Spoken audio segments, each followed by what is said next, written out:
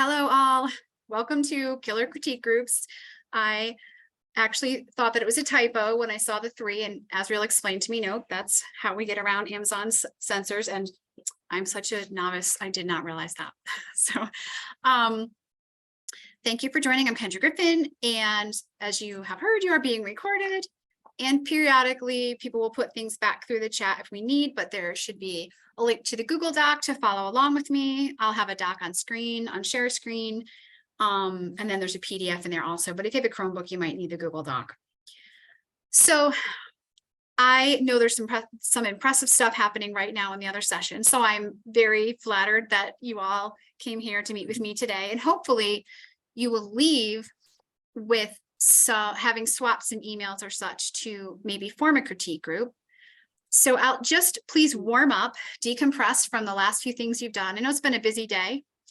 So please feel free to flood our speed dating chat with a brief paragraph about yourself so that people can get to know you, and maybe you find somebody to start critiquing with. So who you are, what's your genre, what you're looking for in a critique group. Are you focusing on serials, novels, or both? Because that might affect your long-term projects with a critique group. For the long haul, though, of course, there's a typo. It's good. I cut and pasted that one wrong. Do you consider yourself a novice, intermediate, or professional serial writer? Once again, I will announce I do developmental editing and not proofreading because I'm a doctor, not a proofreader. So it all just makes sense when you get there. So I want to see you all flood in the chat with a little bio about you, who you are, what your genre is, what you're looking for in a critique group, and if you're focusing on serials, novels, or both. And then are you in it for the, oh, those are, I know why that's not there. Okay. I'll post it one more time without the typo.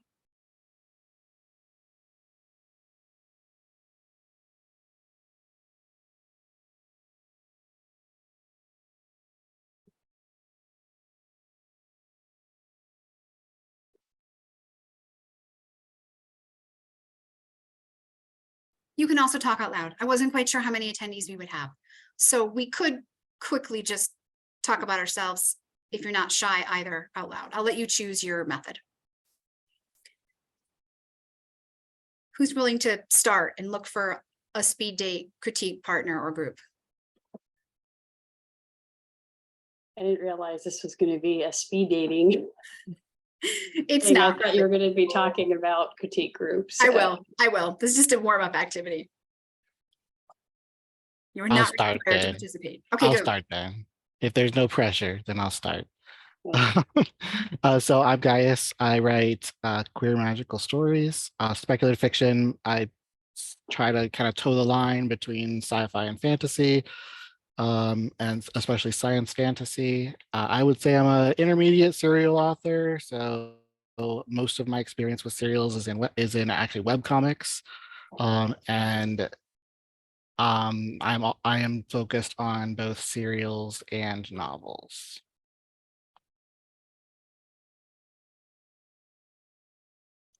Good, thank you. We won't have time for every. Oh, good, Edmund, go ahead, and please keep flooding the chat too. Sorry. Hi, I'm Edmund. I'm a Virgo. I like long walks on the beach. Sorry. No, I write a little bit of this and a little bit of that. I'm just a dude who likes to tell stories, honestly, and I don't really have a specific genre. I do have a couple of romance stories, believe it or not.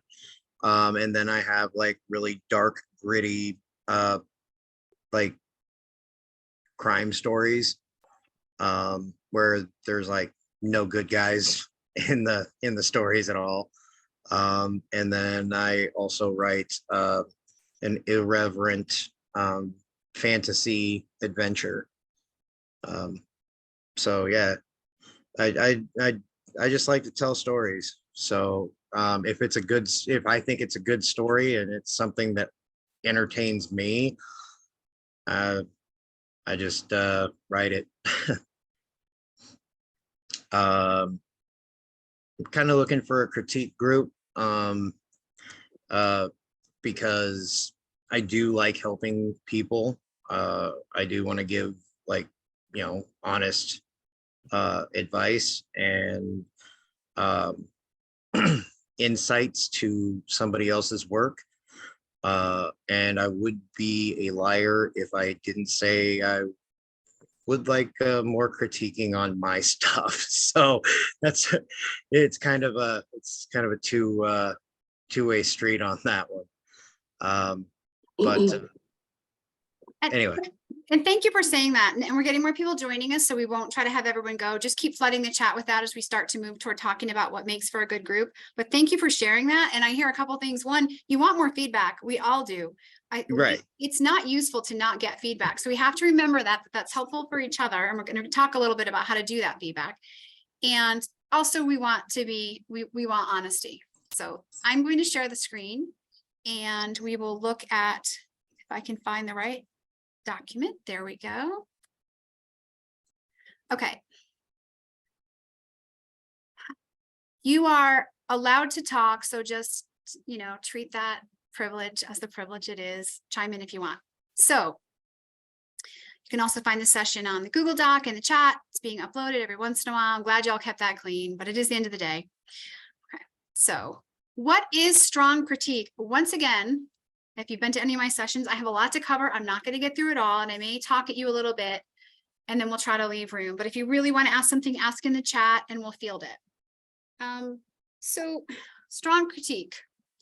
Well, it begins with some positives, usually. That's a good way to frame it, so that the writer does know their strengths. One thing that we may not realize is writers don't know when they're doing something right. Most people don't know when they're doing something right.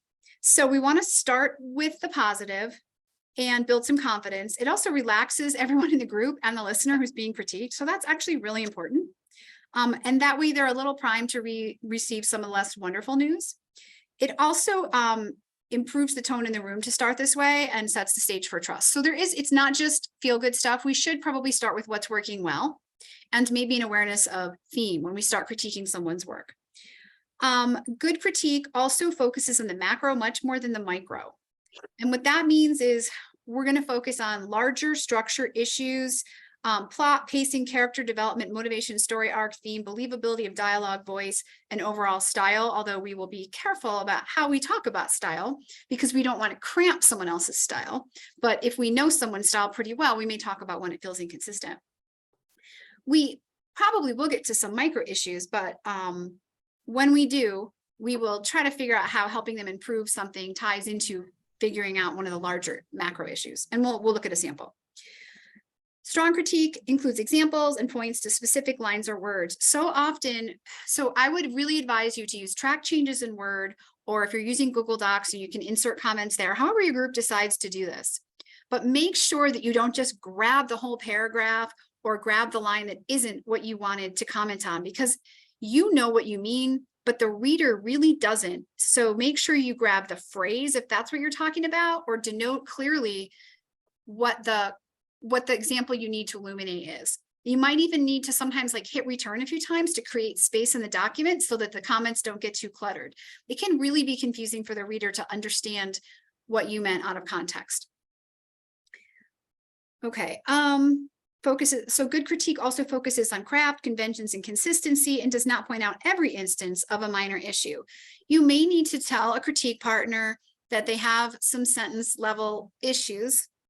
I wouldn't focus on that in the first couple of drafts, because usually when we're critiquing, we're sort of looking at larger story arc, and it's usually a draft. It's usually not a polished work. We're not editing unless you decide to have a group that is specifically going to line edit or proofread.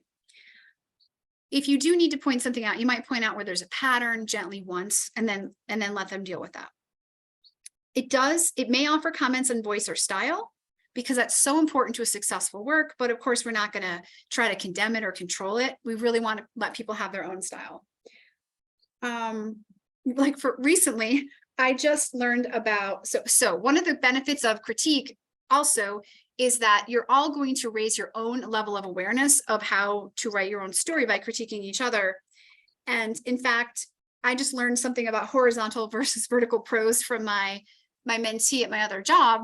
who has an MFA, and she critiqued something of mine and said, well, here the prose is vertical and here it's horizontal. And I had to say, all right, I can definitely tell you have an MFA. That's awesome. I don't know what that means. And she explained it. And I said, oh, yeah, I get it. I didn't know there was a word for that. Maybe I should think about an MFA.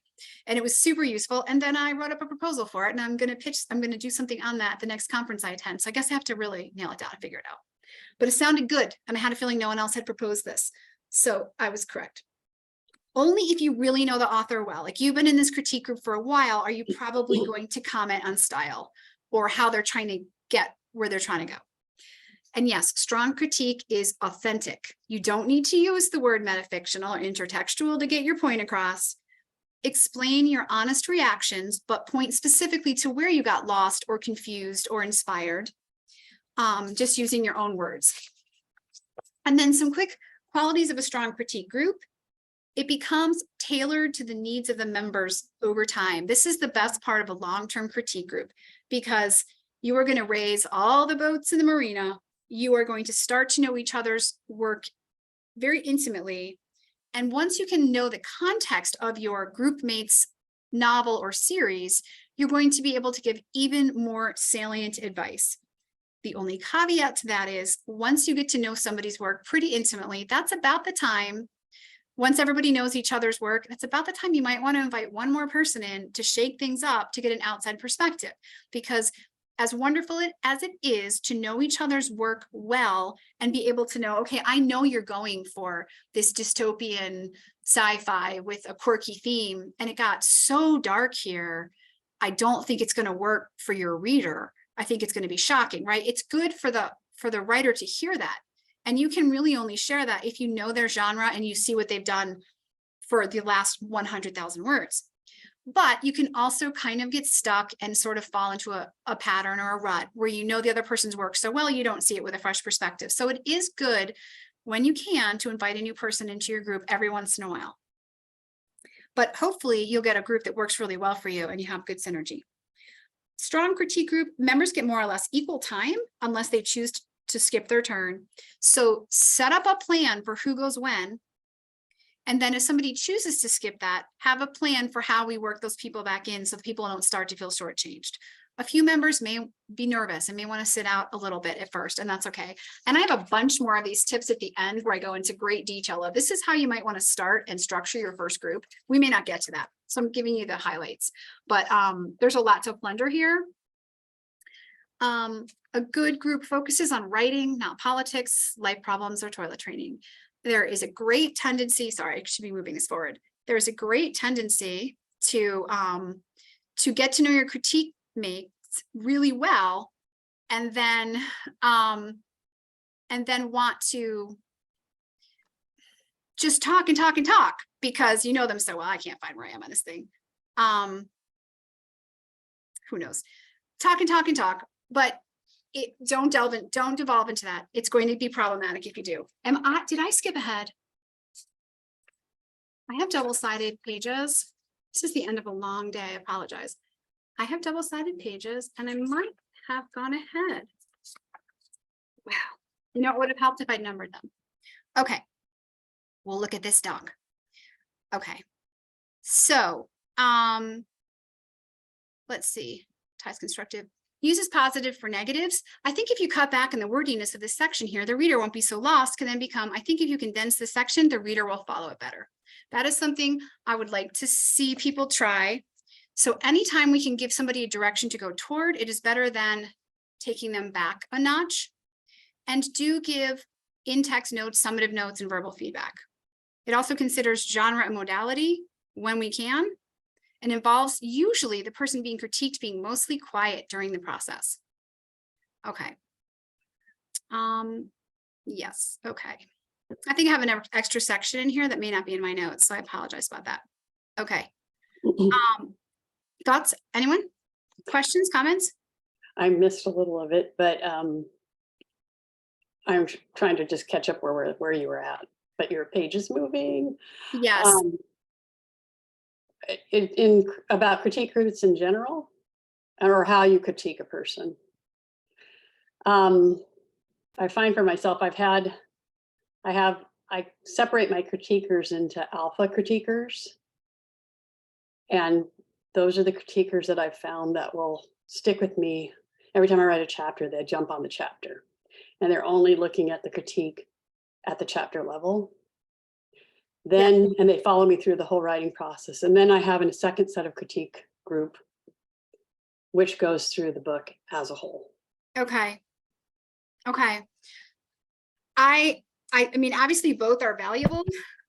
And I like that you have two groups, because I was thinking more like, oh, my group of like my give and take group. That's sort of what I'm thinking of for this session. But yeah, that idea of beta readers just kind of jumping in.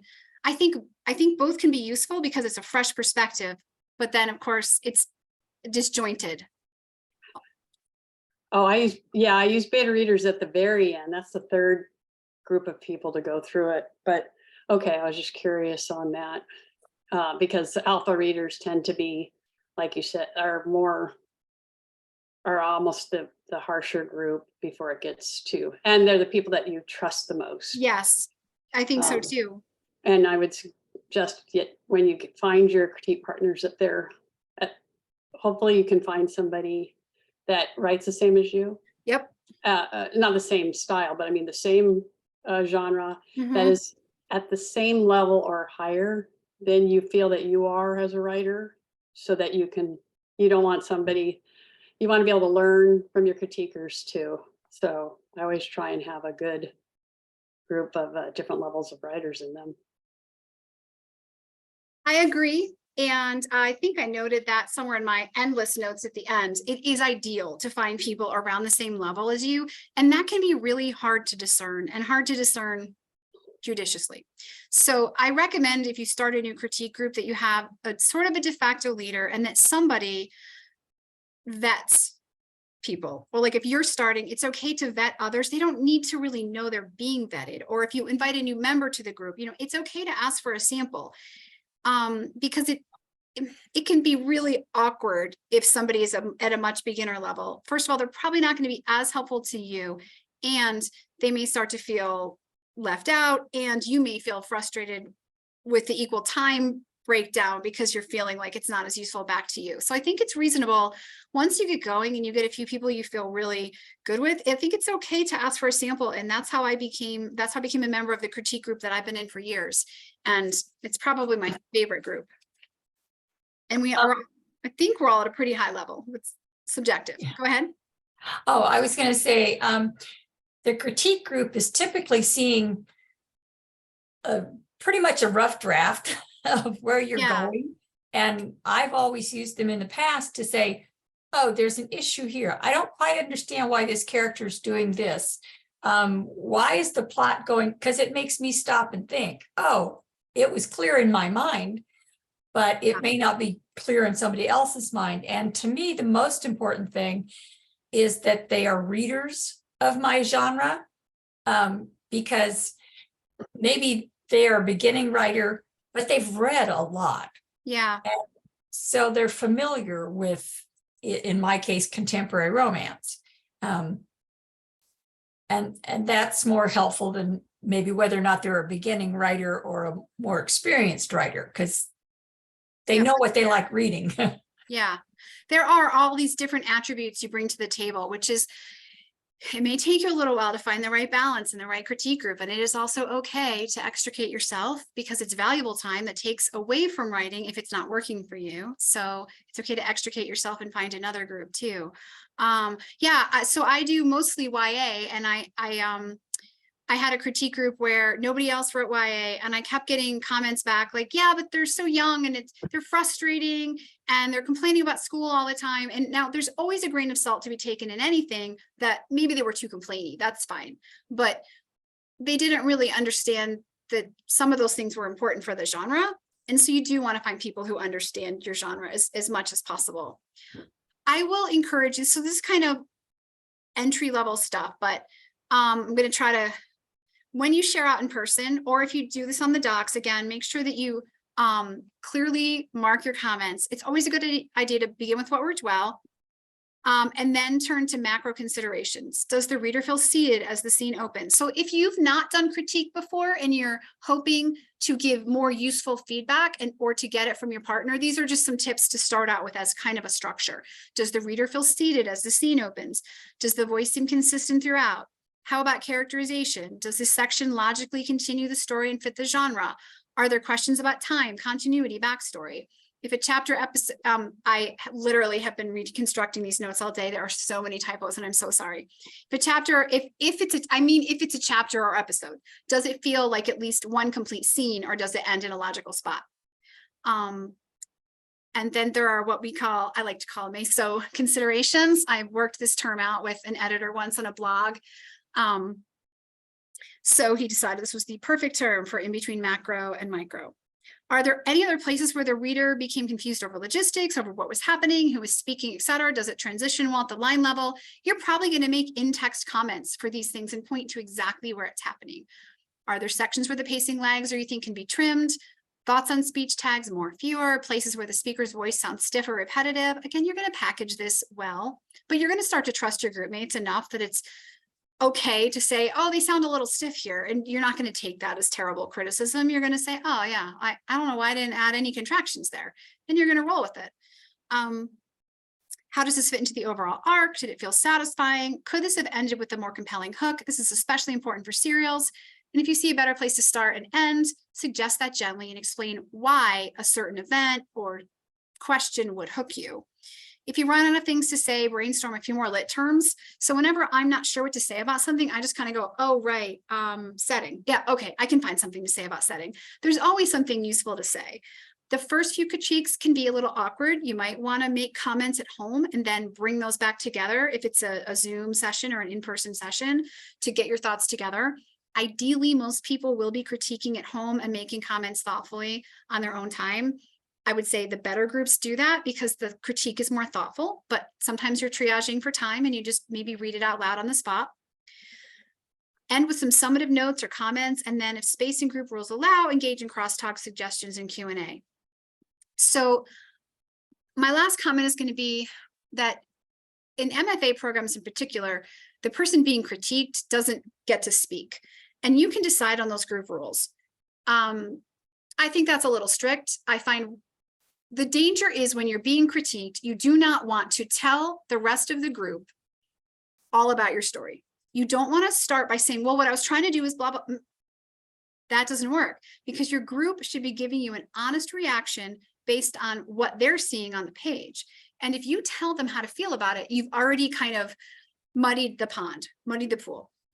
It is important if it's a new work or something, of course, they need to know the genre and potentially the intended age range. Is it adult or middle grade or YA or something? But other than that, they should be able to read it cold and then have a reaction to it. So say they've done their comments at home and then they come in and you're workshopping out. Other than, again, saying genre, you really don't want to say anything. You want to wait while they talk. At the end, I think it's perfectly fine to start saying, okay, thank you for this. What do you mean by this? And where do you see that? And then discuss and to say things like, well, what I was trying to do was this.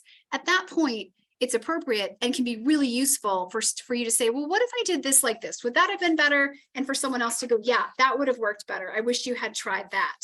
So that's something you can try, but I really want to encourage you not to get defensive, not to over-explain what you were trying to do, not to apologize for what you accomplished or didn't accomplish. There are way more tips in here, but I will start with those and let people ask me questions. And or what pitfalls have you found when working in a critique group, or what kept you from having a successful one last time and brought you here? Oh, I have a question. What do you see as a good size for a critique group? On the critique stuff, I haven't really had a good experience with any critique groups for writing, but I was an artist for a long time. And Okay. it was easy to have huge groups for critiquing for art because you look at an art piece and you can do it, right? And you can critique a bunch of different art pieces within the same time frame. But with writing, since you're looking at like people out reading stuff and how many can you actually get through per session, what is a good size for a critique group? In my experience, 5 or 6 tops. Because you probably want to be able to submit up to 10 double spaced typed pages. I'm used to working with novels more than serials, and so serials will be shorter. But I still think probably 5 or 6. So if you were doing serials, you might get through most people in one few hour session if you worked at home. If you were doing full length chapter-ish length, like 2,000 to 3,000 words, you probably would just get through 3 people a night. It depends on how thorough you want your critique and if you're reading on outside time or trying to read on the spot. But I really think more than 6 gets unwieldy. But you want enough that when people miss once in a while, it's still operating and functioning and maintaining momentum. Yeah, that makes sense. Yeah, the problems I've had in the past are people not being dedicated. So Yes. people are constantly missing, like people don't like show up. Yeah. Or, they do show up, but they didn't actually read what we all agreed we were going to read. Yeah. Just that kind of dedication to getting it done type of thing has been very, very difficult to find a group that has the time and energy to put into it. Like, not that they didn't want to or that they meant anything bad by it, but just like they're busy people. Yeah. I 100% That's really been, agree. and then the only other thing I'll mention is that I also have had issues where like people don't want to give critique, like they're way too like, oh yeah, it was great, and it's like that's not useful. Yep. Right. I honestly think, especially if you're starting a new group, it's worth it to give a few rules or here are some links on how to do good critique. If you can find one other person who's kind of at the same place as my advice is find at least one other person who's willing to commit and showing up regularly and work the schedule around that partnership and pull people in as you can, but protect that core group and don't let anything distract you. And add one more, if it takes a month or 2 or 3 to add another person on, that's a great critique mate. That's okay. But don't try to cast a net too wide at first, because it can be really hard to juggle so many people's schedules and expectations. So I honestly think starting small can be a good way, and then letting, like, you meet every week, even if it's just the 2 of you, and then you let it grow. Other people are welcome to chime in on that. We're not talking about the close critique, not later beta readers. I keep mine down to 3 or 4 Mm-hmm. people, and I always like to have at least 3, because another thing about critiques is I like to see where the critiques came in the same, and where Yes. they, like, somebody might have said something here, and before I question myself, I look at the other 3 and see how many people pick. I decide, do I believe what this person said or not? And if I do, I'll change it. And if I'm not, I'll look and wait for the other 2 to come in and say, did they hit on that too? Or is this just this one person? So it's nice to have minimally 3 people in your group. I've had 4 in my regular group for a long time, and it's really handy. Oh, sorry. Does someone else want to speak?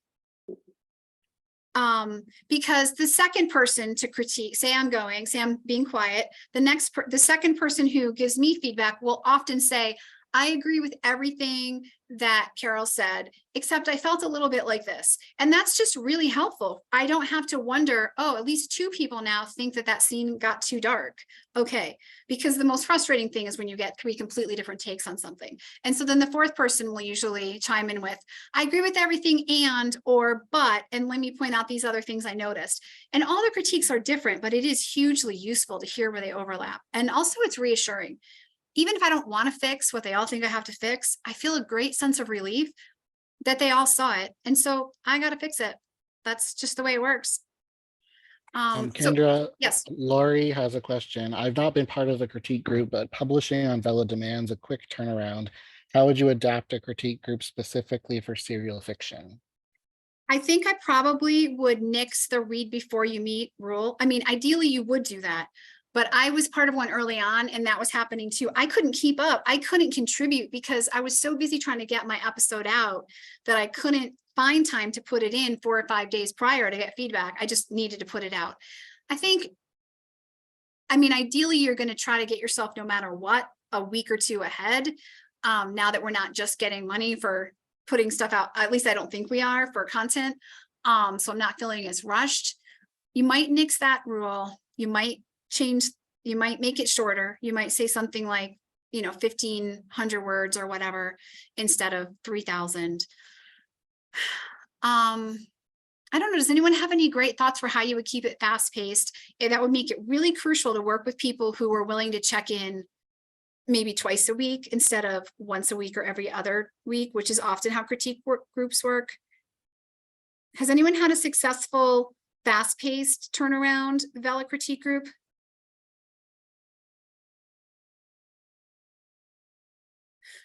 So what I would encourage is, I think we have to get at least a little bit ahead, because obviously we need at the least a 4 or 5 day window to put that somewhere in a, in a Google file or whatever, and then be able to come back together and then have a few days to critique it again. So I think if a critique group is your goal, I think you want to try to get at least a week ahead with what you're releasing, so that you can have time for feedback. And that's not probably what everyone wants to hear, but I think generally most people expect to wait a little bit to get critique back and then revise it again. If anyone has any other thoughts on that, I'm open to it. I've been a part of a Clubhouse beta group. It meets at 11 o'clock on every Wednesday, and everybody's welcome to come. And the problems we've had is people would show up with their own submission and then wouldn't come back for anybody else's. We do have a core group that's grown. It's taken 18 months for it to grow, but I'm the only Vella writer. So the good thing that we do, and I know that this is a luxury and not everybody can do it, is we read. We read at the beginning of the meeting for an hour and 15 minutes. Mm-hmm. Okay. But we can stop that in the chat if everybody's done. It depends on how big the submission is. And that works well because nobody feels like they have homework to do. But to your point, people don't have it ahead of time. And then we critique on Google Docs on the spot. There's some value to it. Yeah. I think it takes a while for everybody to start to understand a little, to get more valuable critique. We're sort of intermediate writers, so everybody's not always at the same spot, and it's worked out. That actually reminds me, I forgot until you just mentioned that when I was in film school, we had several of my classes were focused on screenwriting, and we obviously, it's art school, we're doing critiques, and we did the same thing where we actually, so our classes were 2.5 hours long, and the first hour was reading, and we were separated into groups. So, we're not all necessarily reading the same thing, but we have again, you're talking about a class, right? So we have 5 people, and we're spending the first, hour reading a few scripts, and then we're able to kind of swap ideas from there. And that's actually, I was really worried about well, how do you find the time to read this? But I'm glad you brought up that you take some time to read each time, because now I remember it does work, and it can work as long as you know what the expectations are. Yeah. Yeah, I actually think it works best for me. Like all of you, I'm super busy and it's scheduled in my calendar. So I know I have an hour and a half to read. Usually we do about 1,500 words. So, Okay. easy peasy in an hour and 15. We often get through earlier. And they're very direct. The other good thing about this group, it's small now, but they tell you what they think.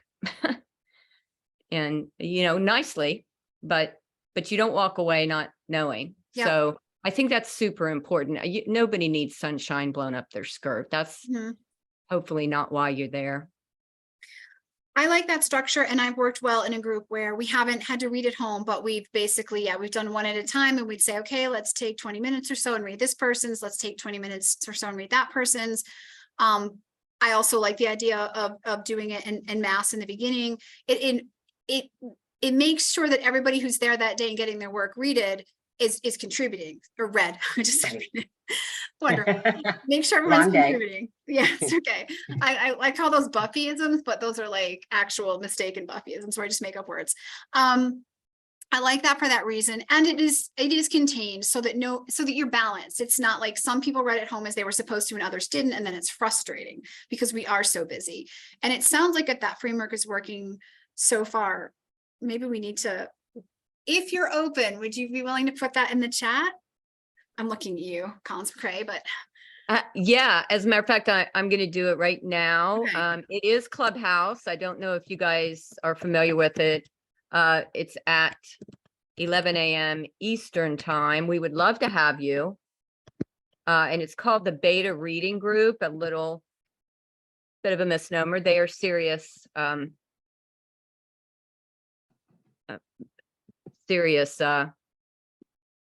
critiquers. Like I said, they're going to tell you what they think, Yep. which I love, but very kind people. And I'm going to put that in the chat. Hopefully you guys can see that. You can look for Collins McCrae. And then after you check it out, it's like any Clubhouse. You don't have to get up on stage. You can just listen. We have people that aren't in the critique group that come and just listen. Oh, You're never Wow. asked to come up on stage if you don't want to. You can just come and hang. And you can also do the chat. So, it's kind of a nice mix. Nice. Yeah, what's Clubhouse? I've never heard of that. It is look it up on your app. It's a platform that started about the same time as Vella. It was really weird. And it's kind of, there's no video, but it's kind of an audio live Zoom kind of platform. It's hard for me to explain. I'm so bad at explaining stuff, but You're doing great. it's a little gray person of some kind. They usually change the person every couple of months, but look on your app. It's called Clubhouse and it's always sort of in shades of gray. And I highly recommend it. I'm not on it a lot, but you can find everything on there. You can find narrator rooms. You can find a lot of writing, acting. You can even find like comedy clubs at night and stuff like that. It's a fun, I've liked it. It's pretty Okay. well managed. Well, I think that's a good framework to hop on. I have this page at the end of the document that we don't really need to go over, recommendations for creating structure. So if you try to start your own, I would look at these tips. I don't think it's useful for me to read them out loud, but I think it's also very useful to drop in and watch that other critique group that Collins is talking about, because you may faction off and form your own, but it's hugely useful to see what's working for other people and what isn't. And as you probably know, one of the benefits of being in a critique group, it's not just getting your story critiqued. It's the deep reading of other people's work is going to teach you so much more about craft. It's just really crucial for becoming a better writer. It's really like a crash course in it.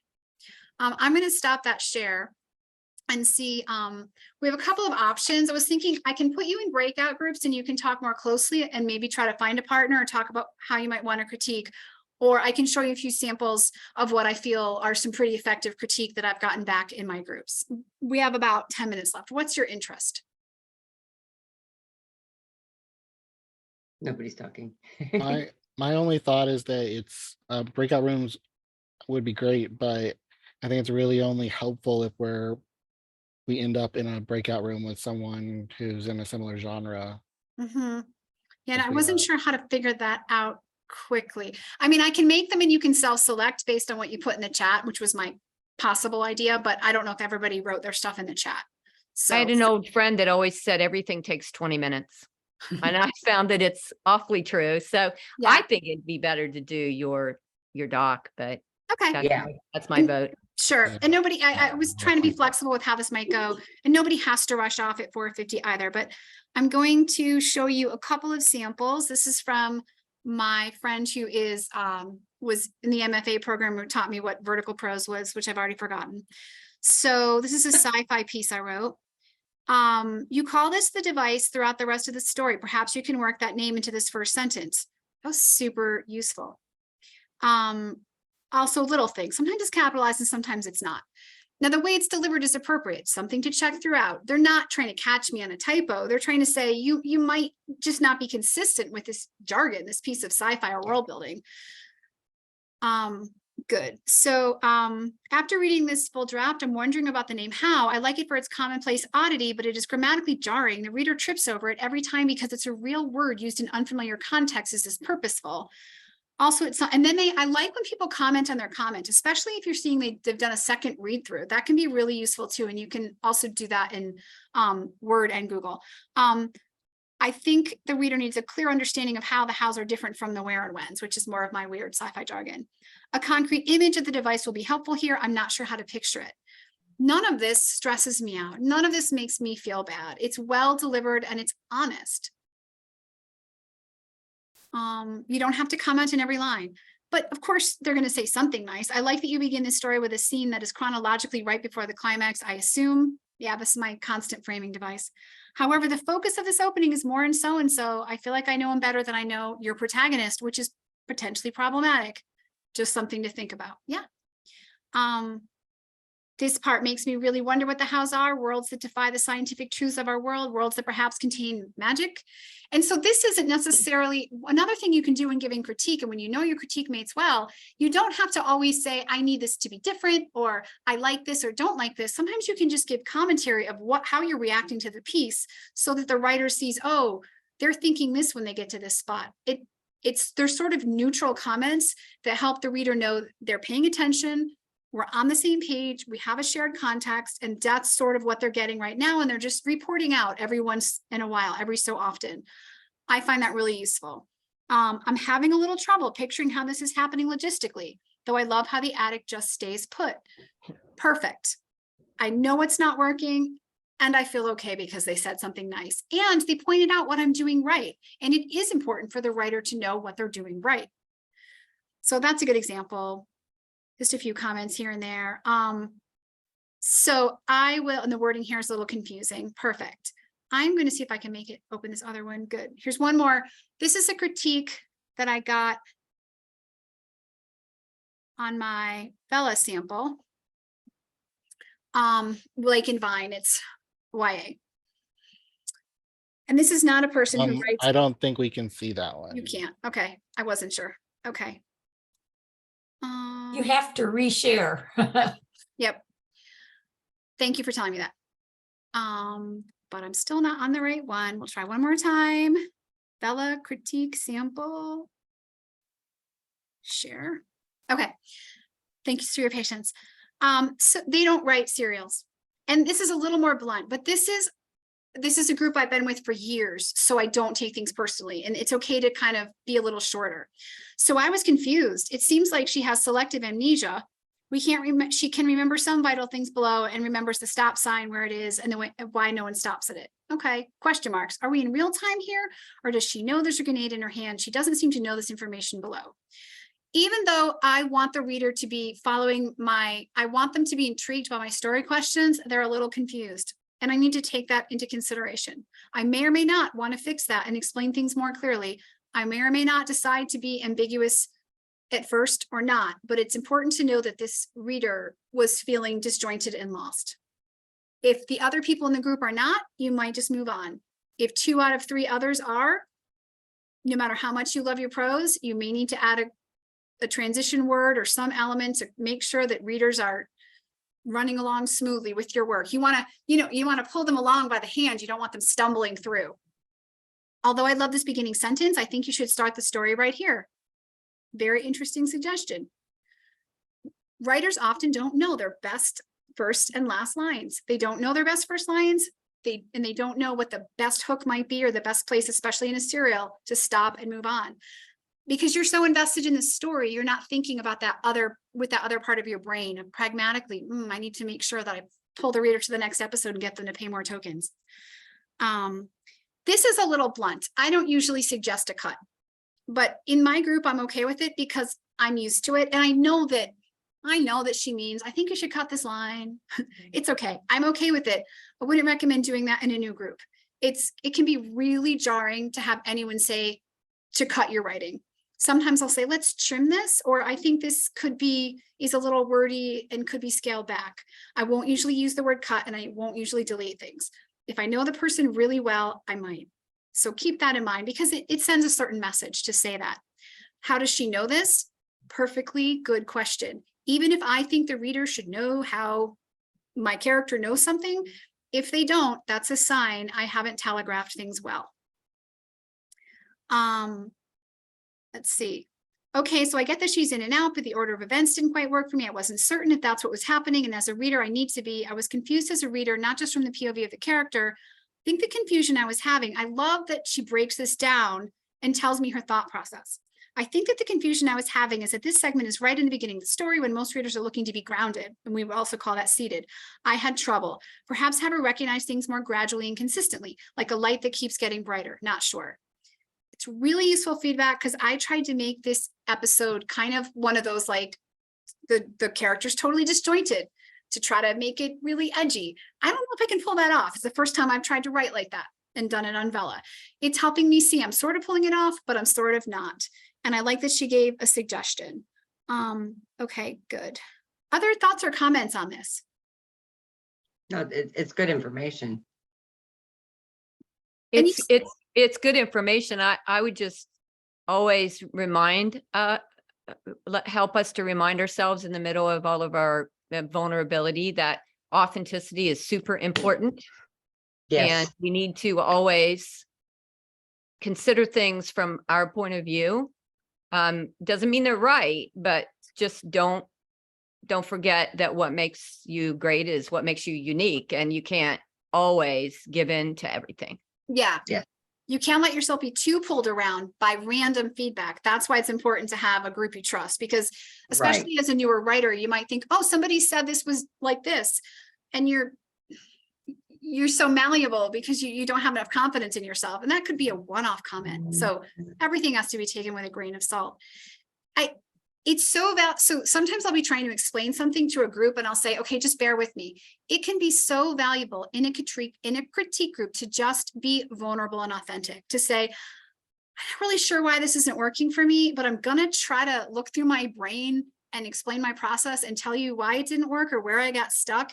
And when group members are willing to do that for each other, it's gold. Because it is nerve-wracking to expose yourself to that extent. Maybe you missed something and maybe you should have known it, or maybe you think I'm just not a savvy reader. It's everybody in a critique, including the critiquer, is vulnerable, and it's also very precious to be authentic. And I think you have to come into it with the mindset that, which as a self-published author, I can do with my editor. They make suggestions and they say, I think this would be better if it was this way. Well, I can then decide I like that or I don't like that. Do the same thing with your critique partners. You're providing an opinion, which I may or may not decide to take, but at least it gets me thinking. Maybe I need to look at this again to see if I'm seeing the same thing that they are, or not seeing the same thing that they aren't seeing. So yeah, you have to learn to trust yourself a little bit and not take offense. I mean, that's a problem if you are in a critique group where somebody gets upset if you provide an opinion on their writing.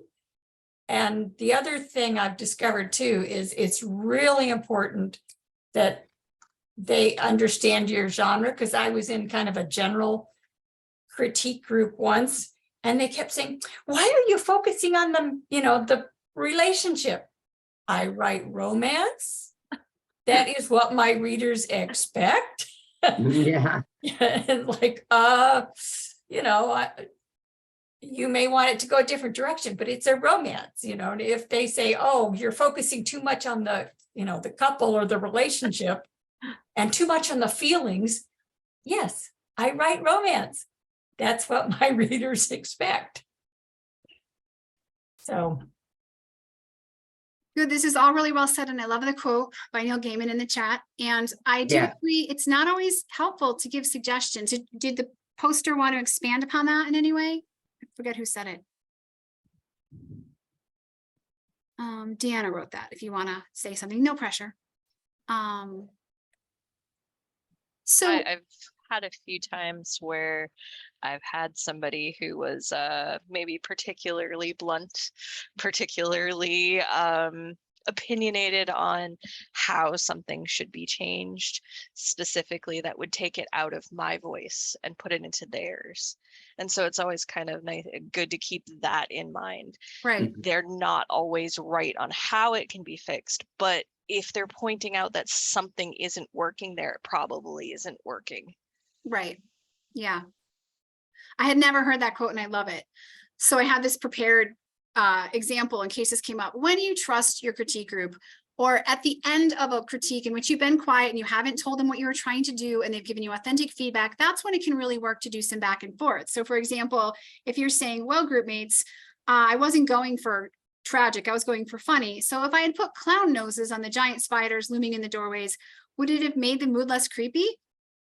And they're going to say, no, not so much. Maybe don't try that. Maybe put them on otters instead. So if you at the end explain, I was going for this, would it help if I did this? That's actually a great sounding board. I love sounding ideas off my critique mates and go, oh, so I think if I did put this here, would that have affected how you saw this?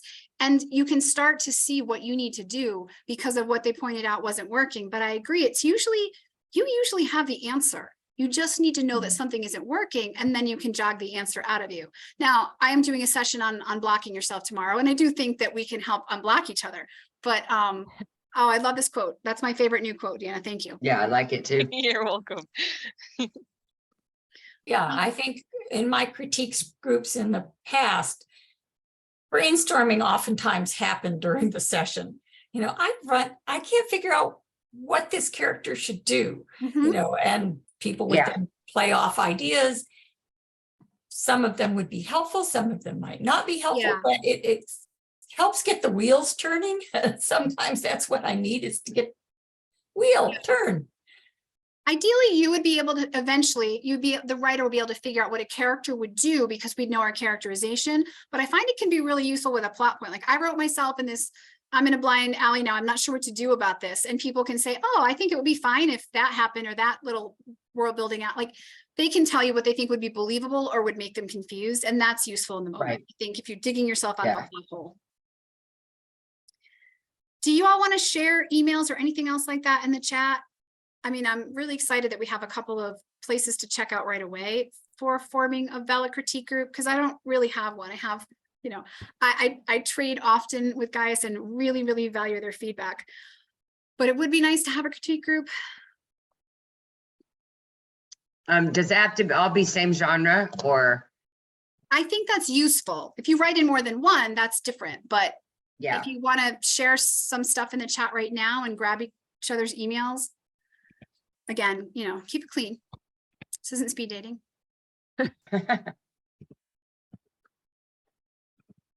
Somebody would love to join a Y fantasy group. Oh, I forgot to say. The one thing I would say, I write gritty mystery, and I have had trouble finding a critique group that writes in that subgenre. And I have found a lot of value listening to people in other genres. I sometimes have to redirect. In my groups, it's expected to sort of redirect, and what, you know, they don't always understand foreshadowing and why are you leaving me hanging here? So you sometimes have to deal with some things that are very specific to your genre. But I also think it can be helpful to get feedback from other types of writers, because they can give you some good ideas. It's just something to think about.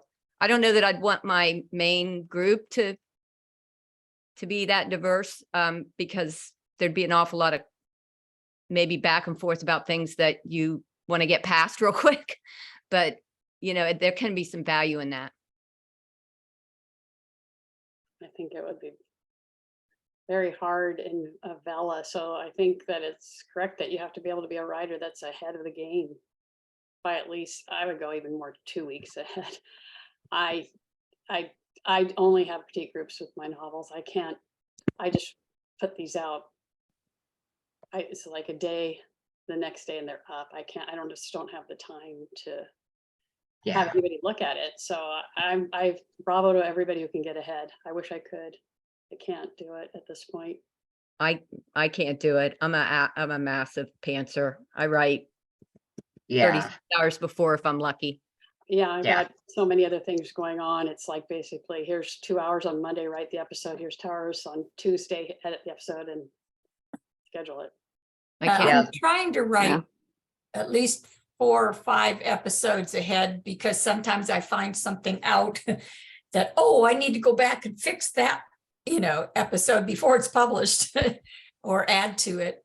But it would have to be kind of a once a week. Here's the episode that's going to publish in a week or 2. And what do you think? But I also think that example, can you guys hear me? I'm on my phone, Yes. so yeah. That example of foreshadowing, to me, foreshadowing is a great thing in any genre. And so to me, that's more of an example of not what genre people are writing, but people's different levels of experience or knowledge or something, so that's something else you guys were talking about, or Kendra was talking about. And I'm gonna stop recording now. We can just keep chatting a bit. That's all right. And posting and trading emails. So thank you all for coming. I'll stop the recording.